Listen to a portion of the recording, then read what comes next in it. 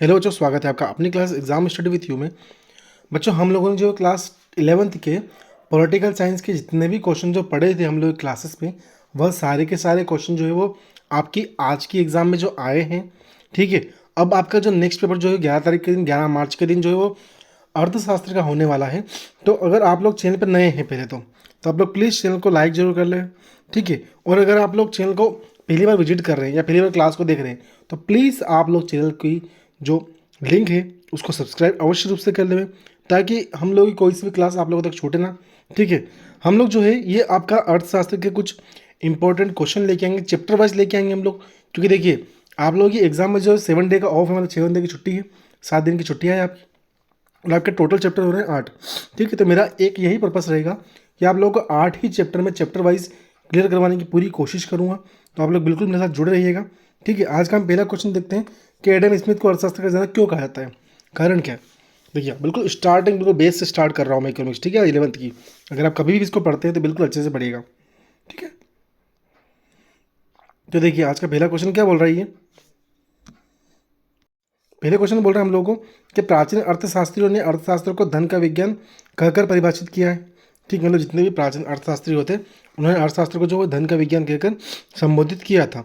फिर उसके बाद बोला अगला कि इन प्राचीन अर्थशास्त्रियों ने अर्थशास्त्र संबंधी परिभाषाओं को प्रारंभ करने का श्रेय किसको दिया है, तो एडम स्मिथ को दिया है। देखिए, अर्थशास्त्र को जो है वो परिभाषाओं को जो है वो स्टार्ट करने का श्रेय किसको दिया है, तो एडम स्मिथ को दिया। मतलब प्रारंभ किसने की अर्थशास्त्र की परिभाषाएं, तो वो किसने की है, बल्कि हमारे जो राइटर थे एडम स्मिथ, उन्होंने जो स्टार्ट की थी, है ना। इसी कारण उन्हें अर्थशास्त्र के जनक के रूप में माना जाता है। देखिए, अर्थशास्त्र के जनक जो है वो एडम स्मिथ नहीं है, परंतु उन्होंने जो है वो परिभाषाओं की रचना करना स्टार्ट की थी, मतलब परिभाषाओं को लिखना प्रारंभ किया था। अर्थशास्त्र की परिभाषा और डेफिनेशन को बनाना स्टार्ट किया था किसने, एडम स्मिथ ने, है ना। फिर अगला क्वेश्चन क्या बोल रहा है हमने, क्वेश्चन नंबर सेकेंड कि प्रोफेसर मार्शल की परिभाषा दीजिए। अब क्या बोल रहे हैं प्रोफेसर मार्शल, देखिए इन दोनों क्वेश्चन में से काफ़ी बार आपके एग्जाम में जो क्वेश्चन आते हैं। फिर क्या बोल रहे हैं, अर्थशास्त्र मनुष्य के जीवन के साधारण व्यापारी संबंधी क्रियाओं का अध्ययन कराते हैं, मतलब जितने भी व्यापार संबंधी लेन देन होती है, जो पैसों का लेन देन होता है, वो किस में आता है, तो अर्थशास्त्र के अंतर्गत आता है ना आपका। फिर क्या बोल रहे हैं, देखिए ध्यान दीजिएगा। फिर क्या बोल रहे हैं कि यह इस बात की विवेचना करता है कि वह किस प्रकार धनोपार्जन करेगा। धनोपार्जन मतलब पैसा किस प्रकार वह कमाएगा, कौन, प्रत्येक व्यक्ति की बात चल रही है इसमें। ठीक है, और किस प्रकार उसका उपयोग करता है। बस आपको इसको यहीं तक करना है। देखिएगा, अब मार्शल ने क्या कहा था कि मार्शल ने धन संबंधी परिभाषा बताई है। ठीक है, और एडम स्मिथ को जनक इसलिए कहते हैं क्योंकि एडम स्मिथ ने जो है परिभाषाओं की रचना करना प्रारंभ किया था, और मार्शल ने जो है अर्थशास्त्र को धन का विज्ञान कहा, या साधारण व्यापारिक संबंधी क्रियाओं का अध्ययन इसमें हम करते हैं। सीधे साधारण मतलब जो डील दिन प्रतिदिन आप लोग करते हैं, या डेली आप लोग जो यूज़ करते हैं। ठीक, जो व्यापारिक प्रतिक्रिया आपकी जो यूज़ होती है, जो प्रयोग में लाते हैं आप लोग, ठीक है, उस सबका अध्ययन हम काय में करते हैं, तो अर्थशास्त्र के अंतर्गत हम लोग करते हैं। फिर आगे बढ़ते हैं हम लोग। अगर देखिए आगे आपको क्या दिखा रहा है, वो क्वेश्चन नंबर 3 हम देखते हैं। तो क्वेश्चन नंबर 3 क्या बोल रहा है, ध्यान दीजिएगा। देखिएगा, क्वेश्चन नंबर 3 में वो कह रहा है कि अर्थशास्त्र की मार्शल द्वारा दी गई परिभाषाओं की दो आलोचना। देखिए, आलोचना वर्ड का मतलब क्या होता है, आलोचना वर्ड का मतलब होगा कि ऐसी कौन सी समस्या है, बुराइयाँ बोल सकते हैं इसको हम, क्या बोलते हैं, बुराई है, या हानियाँ बोल सकते हैं, या दोष बोलते हैं उसको, है ना। पहले पॉइंट में क्या बोल रहा है, देखिए ध्यान दीजिएगा। देखिए, पहले पॉइंट में क्या बोल रहा है कि मानवीय क्रियाओं को आर्थिक एवं अनार्थिक क्रियाओं में बांटना अनुचित है। मतलब दो प्रकार की क्रिया नहीं होती। देखो, आर्थिक और अनार्थिक का मतलब ये है कि एक तो अनिवार्य हो गई और एक ऐसी जो अनिवार्य नहीं है। तो आर्थिक मतलब वो जिनको हमको करना ही पड़ता है, अनार्थिक मतलब वो कि ज़रूरी नहीं कि आप करो ही करो उनको। तो दो क्रियाओं में बांटना जो है मार्शल के लिए गलत था। ठीक है, राइटर बोलते हैं। फिर दूसरा पॉइंट क्या बोल रहा है कि जीवन के साधारण व्यवसाय का अध्ययन, व्यवसाय का अस्पष्ट अर्थ हमें किसमें देखने को मिलता है, तो हमको जो है मार्शल की परिभाषा में देखने को मिलता है। देखिए, जीवन के साधारण व्यवसाय का अस्पष्ट अर्थ कैसे, जरूर तो नहीं हम दिन प्रतिदिन एक ही क्रिया करेंगे। ये दिन प्रतिदिन हम लोग व्यवसाय संबंधी मतलब पैसे संबंधित जो मुद्रा संबंधित कार्य ही करेंगे, अन्य कार्य भी हो सकते हैं। ठीक है, कोई मुद्रा जो कहीं रुक सकती है। ठीक है, तो इससे कार्य भी हम लोग करते हैं। अगला क्वेश्चन क्या, क्वेश्चन नंबर 4 कि प्रोफेसर रॉबिन्स द्वारा दी गई परिभाषा। अब प्रोफेसर रॉबिन्स क्या बोल रहे हैं कि अर्थशास्त्र वह विज्ञान है जो लक्ष्य होता है उनके सीमित एवं वैकल्पिक उपयोग वाले साधनों के परस्पर संबंधों के रूप में मानव व्यवहार का अध्ययन करता है।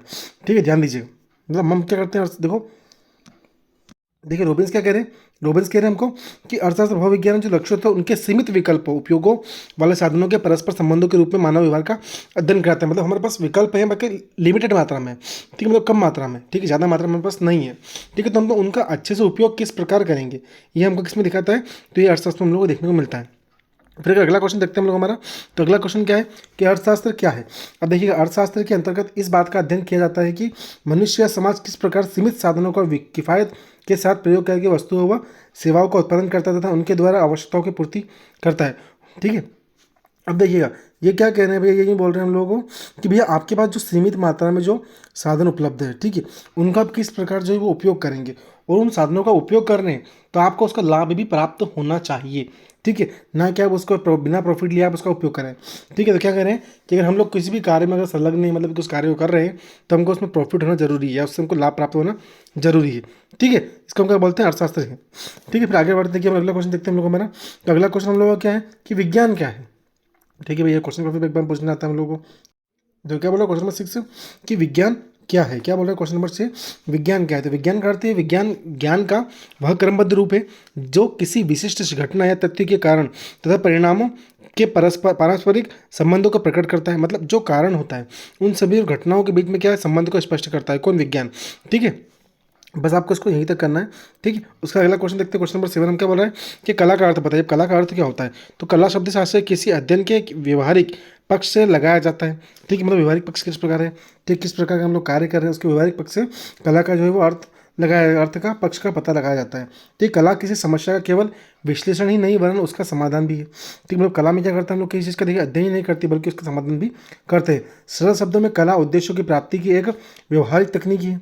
देखिए क्या है कला, मतलब कि उद्देश्यों की प्राप्ति की एक सरल तकनीकी बोल सकते हैं उसको, या व्यवहारिक तकनीक, इसको मानना गलत नहीं रहेगा। ठीक है, अब इसको यहीं तक करिएगा, है ना। फिर आगे बढ़ते हैं हम लोग। देखिए आगे देखिएगा, आगे क्या बोल रहे हैं देखिए वो हम लोगों कि अगला क्वेश्चन हम लोग क्वेश्चन नंबर 8 है कि एक वचन में सांख्यिकी का आशय स्पष्ट कीजिए। देखिए ये क्वेश्चन इंपॉर्टेंट है, आते हैं सांख्यिकी से रिलेटेड आपको 2 या 3 क्वेश्चन आपके एग्जाम पेपर में 11 मार्च के दिन देखने को मिलेंगे ही मिलेंगे। ठीक है, सॉरी आपको 11 मार्च का, आपको 14 मार्च को एग्जाम पेपर है ना, 9th वालों बच्चों का जो 11 मार्च को एग्जाम पेपर है। ठीक है, आपको 14 मार्च को देखने को मिलेंगे ही मिलेंगे। तो क्या बोल रहा है कि एक वचन के रूप में प्रयुक्त होने पर सांख्यिकी का आशय सांख्यिकी विज्ञान से है जिसके अंतर्गत समंकों के संग्रहण, संक्षिप्तीकरण, प्रस्तुतिकरण, विश्लेषण एवं निर्वचन से संबंधित सांख्यिकी विधियों का उचित रूप से अध्ययन किया था। देखिए क्या बोल रहे हैं कि सांख्यिकी विज्ञान से आशय है कि जिसके अंतर्गत समंकों के संग्रहण, समंकों के संग्रहण मतलब समझिए आप लोगों को, देखिए बताता हूँ आप लोगों को। अब समंकों का संग्रहण किस प्रकार करेंगे हम लोग, देखिए मान लीजिए आपको आंकड़े दिए 1 2 3 जो भी आपको आंकड़े दिए होंगे इसमें 1 2 3 4 5। ठीक है, तो इसको पहले तो हम व्यवस्थित क्रम में जमाएंगे। ठीक है, व्यवस्थित क्रम में जमाने के बाद हम इसको क्या करेंगे, देखिए कि मान लीजिए हम किसी भी आंकड़े को व्यवस्थित क्रम में जमा रहे हैं, है ना। अब जमाने के बाद क्या है, देखिए उसको, उस आंकड़े को हम लोग क्या करना है हम लोगों को, देखिए ध्यान दीजिए, थोड़ा समझाओ तो मैं आप लोगों को। उस आंकड़े को आपको कुछ भी नहीं करना है। जैसे मान लीजिए हमने 1 लिखा, 2 लिखा, 3 लिखा, 4 लिखा, 5 लिखा, 6 लिखा, 7 लिखा, ठीक है, 8 लिखा, 9 लिखा और 10 लिखा, हमने ऐसे आंकड़े लिख दिया आप लोगों के बीच में। ठीक है, आपको इनको व्यवस्थित क्रम में जमाना है, मतलब कैसे, या तो आप इसको घटते क्रम में जमा लो, आप इसको बढ़ते क्रम में जमा लो।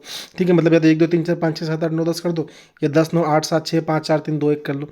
ठीक, मतलब व्यवस्थित क्रम में जमाना क्या कहलाता है, सांख्यिकी कहलाता है। फिर क्या है देखो, जो है ना वो स्पष्टीकरण होता है। इसमें क्या स्पष्टीकरण होता है, स्पष्टीकरण कैसे, मतलब कि हम किसी भी चीज़ को आसानी से समझ पाते हैं, उसका विश्लेषण कर पाते हैं, निर्वाचन कर लेंगे कौन सी डिजिट जो एक से अधिक बार आई है। ठीक है, इन सभी चीज़ों का अध्ययन कहीं में करते हैं हम लोग, तो सांख्यिकी के अंतर्गत हम लोग करते हैं, है ना। फिर अगला क्वेश्चन देखते हैं हम लोग। अगला क्वेश्चन क्या बोल रहा है हम लोगों का, देखिए ध्यान दीजिएगा। अगला क्वेश्चन बोल रहा है कि सांख्यिकी विज्ञान से क्या आशय है। तो क्या बोल रहा है कि यूल एवं केंडाल के अनुसार सांख्यिकी विधियों से हमारा आशय उन विधियों से जिनको अनगिनत कारणों से प्रभावित होने वाले संख्यात्मक तथ्यों की व्याख्या करने के लिए सुविशेष रूप से प्रयोग किया था। देखिए अनगिनत तथ्य किसी को गिना नहीं जा सकता, आ रहा है समझ में।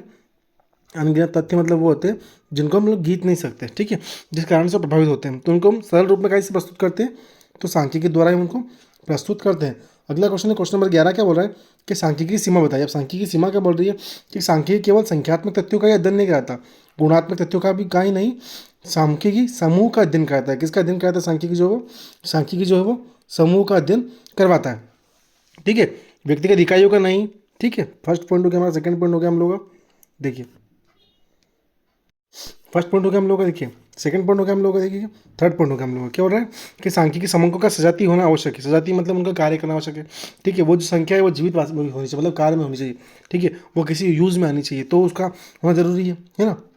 फिर अगला क्या बोल रहा है देखिएगा, हमको क्वेश्चन नंबर 12 हम लोग कह रहे हैं कि रेलवे में सांख्यिकी का महत्व बताइए। तो रेलवे तथा यातायात की अन्य संस्थाएं भी यातायात की व्यवस्था करने, भाड़ा निर्धारित करने, यात्रियों की सुविधाओं का अनुमान लगाने इत्यादि में समंकों को लेती है। इस प्रकार रेलवे में सांख्यिकी का अत्यंत महत्व होता है। कितने किलोमीटर का कितना किराया होगा, ठीक है, कितने किलोमीटर में ट्रेन, कितने स्पीड में ट्रेन कितने किलोमीटर जाएगी, ठीक, कितने किलोमीटर प्रति घंटा के हिसाब से ट्रेन चल रही है, ठीक है। पटरी पर अगर मान लो इतने किलोमीटर प्रति घंटा के हिसाब से ट्रेन अगर चलाई जाएगी तो क्या पटरियों को नुकसान पहुंचेगा या नहीं पहुंचेगा।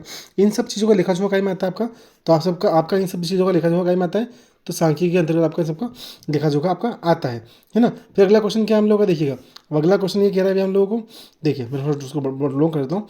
देखिए अगला क्वेश्चन क्या बोल रहा है, क्वेश्चन नंबर 13 कि आर्थिक क्रिया किसे कहते हैं। आर्थिक क्रिया मानव की वे क्रिया है जिनका उद्देश्य धन अर्जन या जो मुद्रा रूपी मापदंड में मापी जा सकती है। मतलब सीधी सी बात, इसका हम लोग उपयोग अपने आर्थिक व्यवस्था जो हम लोग की आर्थिक स्थिति को मजबूत करने या अच्छा करने के लिए हम करते हैं, ठीक है। आर्थिक क्रिया कहलाती है। उदाहरण के लिए शिक्षक का विद्यालय में पढ़ना एवं श्रमिक का मजदूरी पर खेती में कार्य करना, इन सभी क्रियाओं का अध्ययन क्या में करते हैं हम लोग, आर्थिक क्रियाओं के अंतर्गत इन सभी चीज़ों का अध्ययन करते हैं हम लोग, है ना। देखिए सब इंपॉर्टेंट क्वेश्चन लोग पढ़ रहे हैं। आज हम लोगों ने जो आपके 13 क्वेश्चन डिस्कस किए जो कि आपके IMP क्वेश्चन है, ठीक है। ध्यान दीजिएगा, इन क्वेश्चन को बिल्कुल मिस मत कीजिएगा। मैं आप लोगों के लिए जो है वो लॉन्ग वाले क्वेश्चन जो कल लेकर आऊँगा जरूर, यानी इसके नेक्स्ट वाले क्लास में मैं कोशिश करूँगा पूरी करने को समय मिला तो बिल्कुल आप लोगों को रिकॉर्ड करके आपको बिल्कुल प्रोवाइड करवाऊंगा मैं, ठीक है। तो अगर आप लोग प्लीज़, अगर आपको क्लास पसंद आती है तो प्लीज़ आप लोग क्लास को जो वो लाइक करें, शेयर करें और हाँ चैनल को सब्सक्राइब करना ना भूलें। Thank you so much.